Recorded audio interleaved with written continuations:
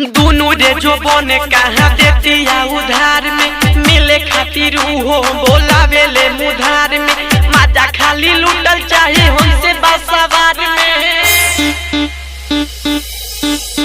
पागल भइनी ओकरा प्यार में पागल भइनी ओकरा प्यार में पागल भइनी ओकरा प्यार में पागल भइनी ओकरा प्यार में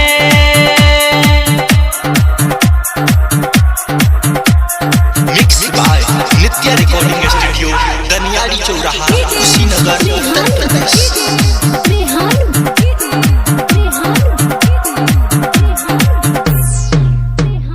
दिन दुपहरिया लागल रहे पाछ नियलो नया में कोनो थके नहीं नासे दिन दुपहरिया लागल रहे पाछ नियलो नया में कोनो थके नहीं नासे दिन दुपहरिया लागल रहे पाछ नियलो नया में कोनो थके नहीं नासे हम के पोल्हावे धके उहो अखबार में पागल भइनी ओकरा प्यार में पागल भइनी ओकरा प्यार में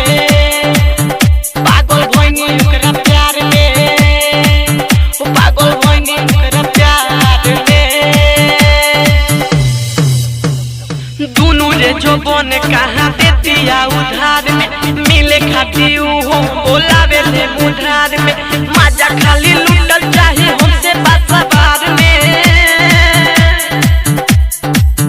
पागल भइनी ओकरा प्यार में हो पागल भइनी ओकरा प्यार में हो पागल भइनी ओकरा प्यार में mix by Nitya recording studio Daniyari चौराहा कुशीनगर उत्तर प्रदेश। देहिया को हमारा नुहात फेरतिया आरबी बेदरद से मजा ले तबिया देहिया को हमारा नुहात फेरतिया पोस्ट बेदरद से मजा ले तबिया देहिया को हमारा नुहात फेरतिया